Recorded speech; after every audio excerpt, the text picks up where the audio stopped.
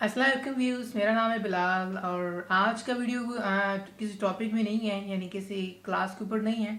आज का video basically हम बनाना चाह रहे हैं अनबॉक्सिंग के ऊपर। मैंने जैसे कि आपको बताया था अपनी पिछली वीडियो के अंदर भी कि हम जल्दी अनबॉक्सिंग करने वाले हैं। तो आज हमने अनबॉक्सिंग करना है एक माइक का, जो मैंने अभी रिसेंटली परचेज़ किया है, तो उसकी हम अनबॉक्सिंग करेंगे। जो हमारे पास माइक उसका नाम है बोया का। ये हमारे पास जो है ना बोया का माइक है और इसका जो मॉडल है बोया M1।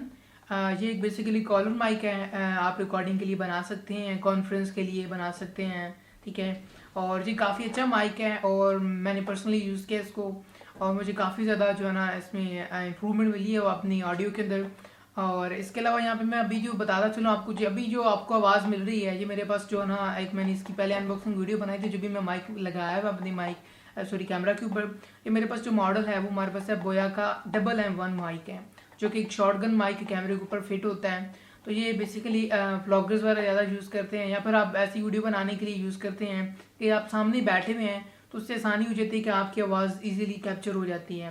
बट इस माइक लेने का पर्पज़ ये है कि अगर आप कहीं ऐसी जगह पे हैं या आपका जो कैमरा काफ़ी डिस्टेंस पे है, या आपने ऐसा वीडियो रिकॉर्डिंग करना चाहिए, आपने टर्न लेना है, ठीक है, तो फिर आपका ये माइक जो है ना वहाँ पे फेल हो जाता है, क्योंकि इसको चाहिए कि आप सामने इसके बैठे हों, तो तब जाके ये सही से आवाज़ को कैप्चर करता है कॉन्टीन्यूसली एक ही सीक्वेंस में। जब आप टर्न करते हैं तो उसके आवाज़ में थोड़ा फ़र्क आ जाता है। इस वजह से यहाँ पे मैंने ये दूसरा माइक लिया है। यहाँ पे मैंने कुछ रिकॉर्डिंग करनी होती है, वीडियो शूट करना होता है, तो उसके लिए यहाँ पे मैंने ये माइक परचेज़ किया है। जी, मैं आपको टेस्ट भी करूँगा कि इसकी ऑडियो क्वालिटी में क्या फ़र्क है। हम वैसे जो हमारे पास दूसरा माइक है, अगर मैं उससे कंपेयर करूँ दोनों में डिफरेंस क्या है या इसमें टोटल वाइज डिफरेंस क्या है, तो अभी तो आप चेक कर सकते हैं कि आपको जो आवाज़ मिल रही है हमारे पास बोया का ही है। और बोया का हमारे पास यहाँ पे मॉडल है बोया MM1, जो एक इसका डिस्क्रिप्शन में लिंक डालूँ, जो कि चेक करना चाहता है तो चेक कर सकते हैं। आज हमने देखना है इसकी अनबॉक्सिंग और इसकी मैं ऑडियो क्वालिटी भी अब चेक करवा देता हूँ कि इसकी ऑडियो जो है ना क्वालिटी कैसी है। बट उससे पहले कि हम अनबॉक्सिंग की तरफ चलें, आपसे रिक्वेस्ट करूंगा कि मेरे चैनल पे नए हैं तो मेरे चैनल को सब्सक्राइब कर लें, क्योंकि मैं इस तरह की इंटरेस्टिंग वीडियोस बनाता रहता हूँ। अक्सर हमारी चैनल पे बहुत सारी मल्टीपल वीडियोस आती रहती हैं, तो मेरे चैनल को सब्सक्राइब कर लें और इस वीडियो के नीचे कमेंट कर दें, लाइक कर दें वीडियो को। तो चलते हैं अनबॉक्सिंग, उसके बाद फिर आपको मैं इसकी जो है ऑडियो रिकॉर्ड करके चेक करवाता हूँ कि कैसी है। अच्छा, तो फाइनली गाइस अब मैं इसको अनबॉक्स करने लगा हूँ। तो अभी हमने जो अनबॉक्सिंग करनी है वो हमारे पास, जैसे कि मैंने पहले बताया कि हमारे पास है बोया का M1 माइक। पहले मैं यूज़ कर रहा था बोया का MM1 जो माइक था वो यूज़ कर रहा था, जो कि व्लॉगिंग वगैरह के लिए ज़्यादा जो है ना यूट्यूबर्स इस्तेमाल करते हैं। अभी मैंने एक और दूसरा माइक परचेज़ किया है, तो मैं आपको दोनों का कंपैरिजन करके दिखाऊंगा कि कौन सा ज़्यादा बेहतर है।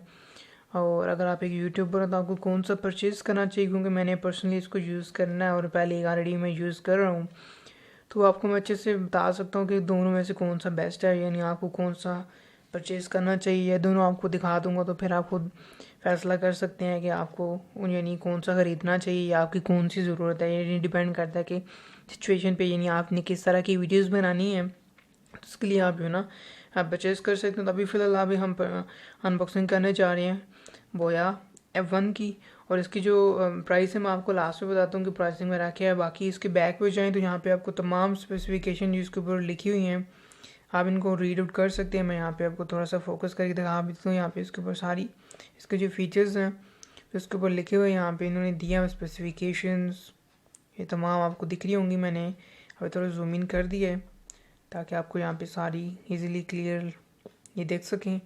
यहाँ पे आप इजीली आप पढ़ सकते हैं। इसके ऊपर तमाम स्पेसिफिकेशन इन्होंने जो दी हैं तो यहाँ पे इसके ऊपर मेंशन हुई हुई हैं, आप इजीली सबको रीड आउट कर सकते हैं, ठीक है। आप चलते हैं इसकी अनबॉक्सिंग की तरफ। तो इसको मैं ओपन करता हूँ और इसको हम ओपन करते हैं तो इसकी जो पैकेजिंग है वो बिल्कुल सिंपल सी है। तो यहाँ पे इसको क्लिक, ये इसका एक छोटा सा बना अंदर की तरफ गया हुआ, तो उसके ऊपर टेप वगैरह तो इस तरह की कुछ भी नहीं लगा हुआ।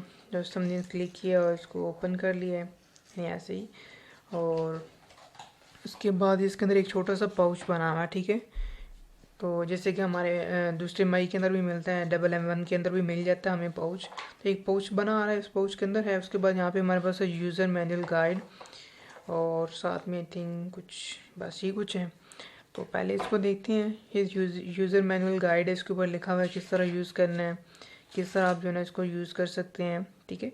तो ये हमारे पास सारा इसके ऊपर यूज़र मैनुअल गाइड, आप इसको इस्तेमाल कर यानी इसको रीड आउट कर सकते हैं। इसके अंदर कुछ पेपर्स बने हुए हैं, स्टेप वाइज सारे स्टेप्स हैं। कैसे कॉलर के साथ अटैच करना है, कैसे अपने DSLR के साथ या कैमरे के साथ अटैच करना है, और यहाँ पे पूरी डायग्राम्स बना के उन्होंने दिखाई हुई हैं, तो आप इसको रीड आउट कर सकते हैं। अभी इसको मैं डिटेल में नहीं जा रहा इसकी, उसको मैं साइड पे रखता हूँ।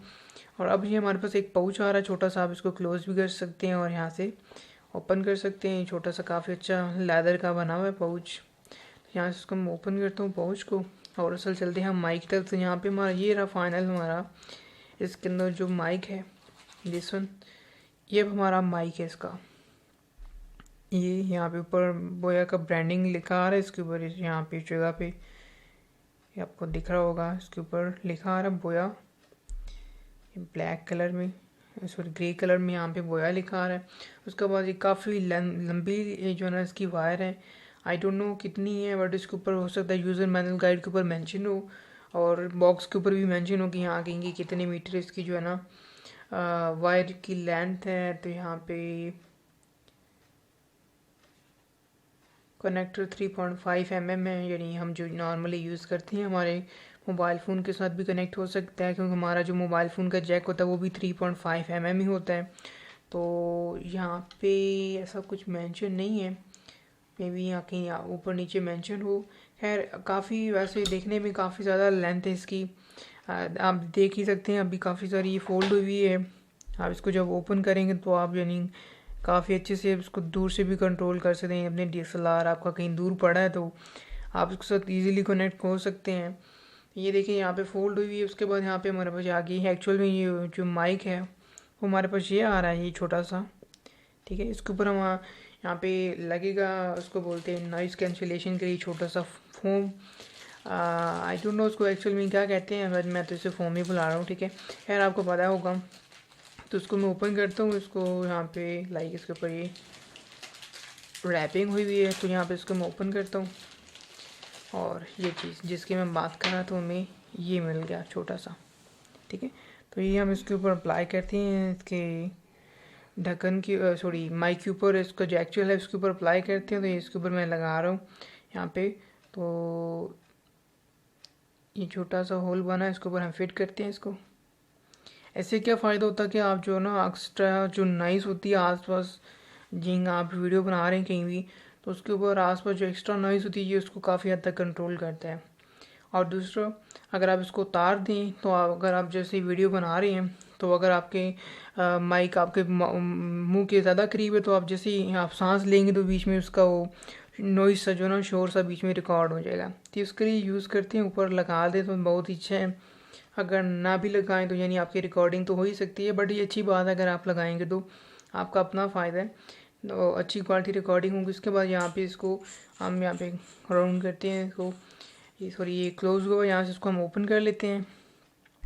यहाँ पे इसको घुमाएंगे ऐसे तो ये ओपन हो जाएगा। तो यहाँ पे हम इसको ओपन करके देखते हैं कि इसके अंदर सेल्स वगैरह बैटरीज नहीं है, इसके अंदर आई थिंक जस्ट एक ही सेल डलता है, तो वो भी आई थिंक ये इसके अंदर दिया हुआ है, लाइक ये इसके अंदर है छोटा सा।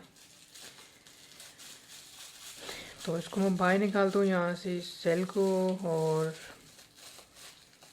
इसमें पैक हुआ है, तो इसको हम ओपन करते हैं, छोटा सा पेपर ये शॉपर सा, तो इसको मैं निकालता हूँ बाहर, और ये रहा हमारा सेल छोटा सा बैटरी इसका। तो इसके अंदर हम डालते हैं ये चीज़ इस तरह करके, थोड़ा ध्यान से डालिएगा, ये नो कि स्प्रिंग इसका टूट जाए। तो मैंने ऐसे ही इसमें डाल दिए, दोबारा निकाल के आराम से इसमें डालता हूँ, ये लाइक इस तरह कुछ